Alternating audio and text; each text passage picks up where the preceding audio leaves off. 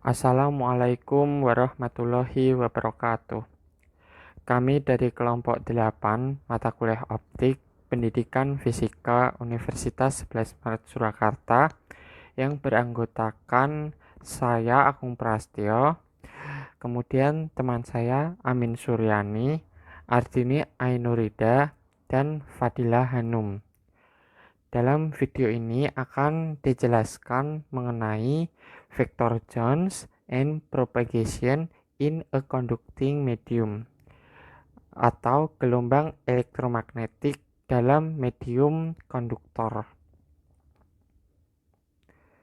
Sebelumnya, saya akan membahas dulu mengenai vector Jones. Vector Jones ini pertama kali dikembangkan oleh Clark Jones pada tahun 1941. Vector Jones adalah konstruksi teoritis yang hanya dapat mendeskripsikan cahaya dengan fase dan frekuensi yang terdefinisi dengan baik. Vector Jones ini didefinisikan sebagai matriks kolom dua baris dari komponen arah X dan Y, yaitu E sama dengan matriks dua baris dari komponen E0X eksponen I omega T dikurangi KR ditambah V1. E0Y eksponen I omega T dikurangi KR ditambah Pi2. Kemudian menormalkan vektor dengan cara membaginya dengan bilangan itu, sehingga diperoleh E0X per akar dari E0X dikuadratkan ditambah E0Y dikuadratkan eksponen I omega T dikurangi KR ditambah Pi1 dikali matriks dua baris 1 E0X per E0Y dikalikan E dikali delta. Kemudian masing-masing dibagi 1 per akar 2 jika E0 sama dengan jika E0X sama dengan E0Y. Sehingga persamaan umum vektor Jones adalah matriks kolom dua baris E sama dengan AB. Untuk memudahkan kita dalam memahami materi slide sebelumnya, kita dapat membuat asumsi, yaitu misalkan asumsinya EI itu merupakan berkas polarisasi yang datang, sedangkan ET itu berkas yang ditransmisikan setelah melalui elemen optik. Nah, elemen optik mentransmisikan EI menjadi ET. Prosesnya dapat dijelaskan secara matematik menggunakan matriks 2x2. Hubungan EI dan ET ini dapat dinyatakan sebagai ET itu sama dengan A dikali EI, di mana A ini adalah matriks 2x2, yaitu A sama dengan A11, A21, A12, A22.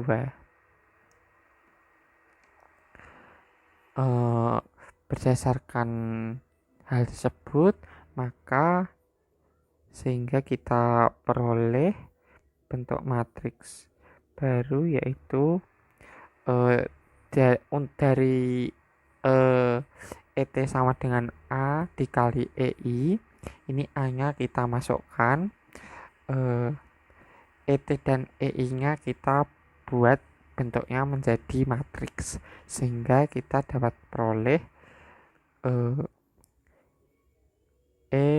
ETX ETY, ini X ya, ETX ETY itu sama dengan A-nya kita masukkan, yaitu A11, A21, A12, A22 dikali matriks E1 diubah sebagai matriks EIX EIY. Nah, seperti ini. Nah, persamaan matriks ini sebagai uraian penjabarannya kita dapat tuliskan sebagai, kalau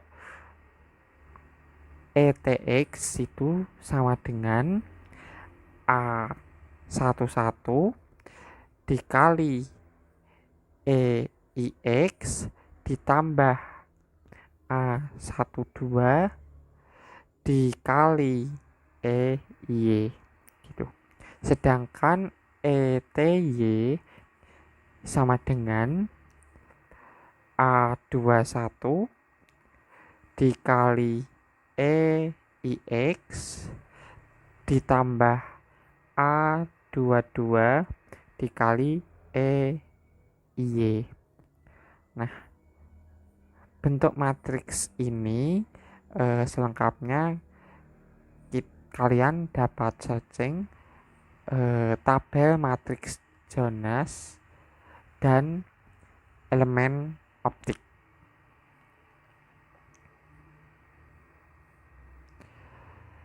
Untuk mempermudah pemahaman, ringkasnya seperti ini.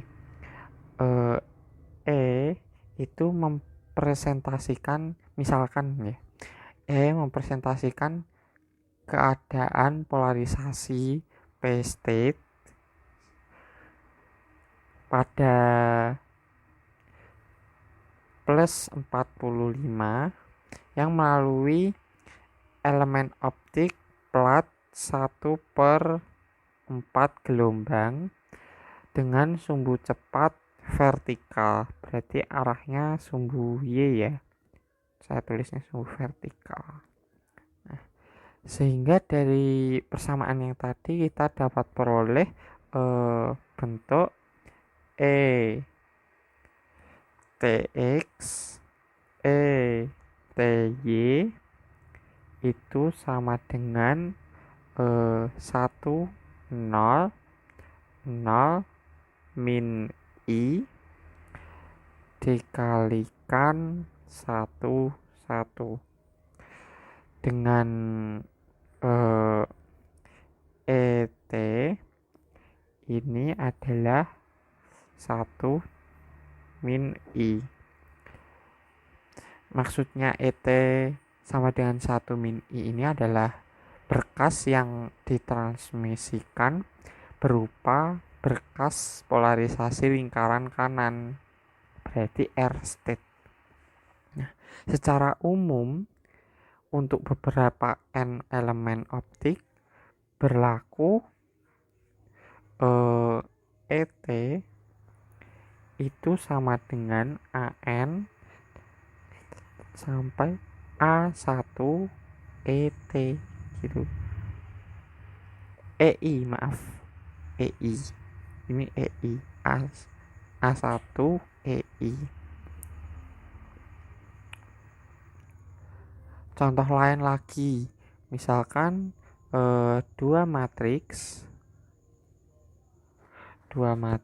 elemen optik 1/4 gelombang, kita dapat menyatakan berarti ET-nya itu berdasarkan persamaan yang sebelumnya tadi ya, berarti ET-nya itu sama dengan, kita langsung masuk 1 0 0 min I dikali 1, 0, 0 min I dikali 1, 1. Nah, kemudian setelah dikalikan, tentunya kalian sudah bisa mengalihkan matriks 2 kali 2 dengan 2 kali 2 ya, sehingga diperoleh 1, 0, 0 min I dikali 1 min I, sehingga diperoleh 1 min I. Hasil ini menunjukkan bahwa keadaan polarisasi yang terjadi adalah polarisasi linier dengan sudut polarisasi 45. Artinya P state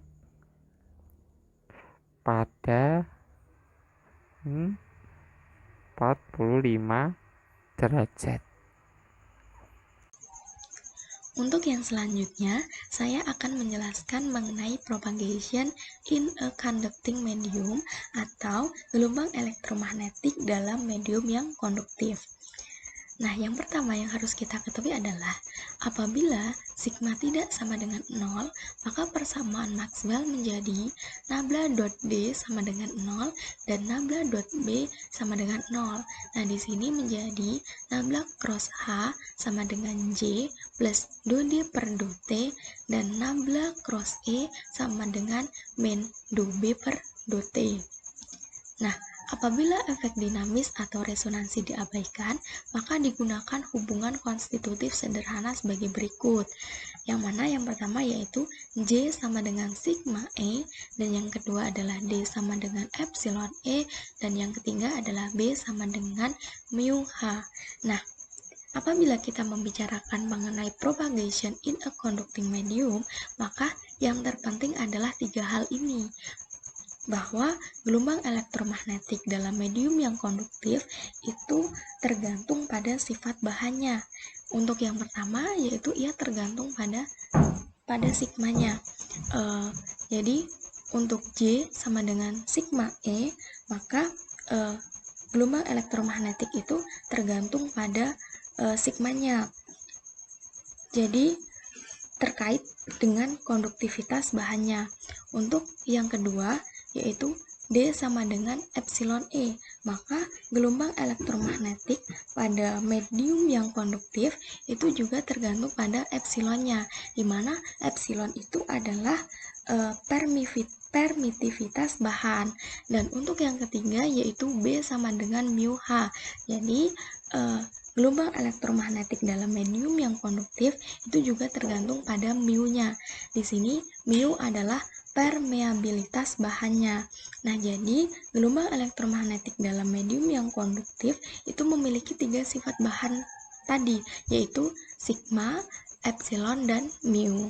Nah, di mana epsilon, mu, dan sigma itu tidak tergantung pada waktunya, maka persamaan Maxwell dalam medium dengan disipasi dapat dituliskan sebagai berikut, yaitu nabla.E sama dengan 0 dan nabla.H sama dengan 0.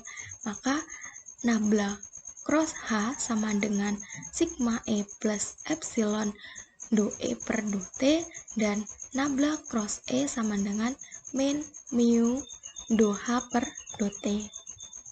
Baik, saya akan lanjutkan. Kita sudah menemukan persamaan 5, yaitu nabla cross H dan nabla cross E.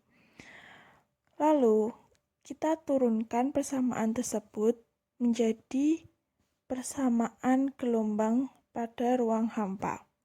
Nah, bagaimana cara menemukan persamaan ini? Kita dapatkan dari nabla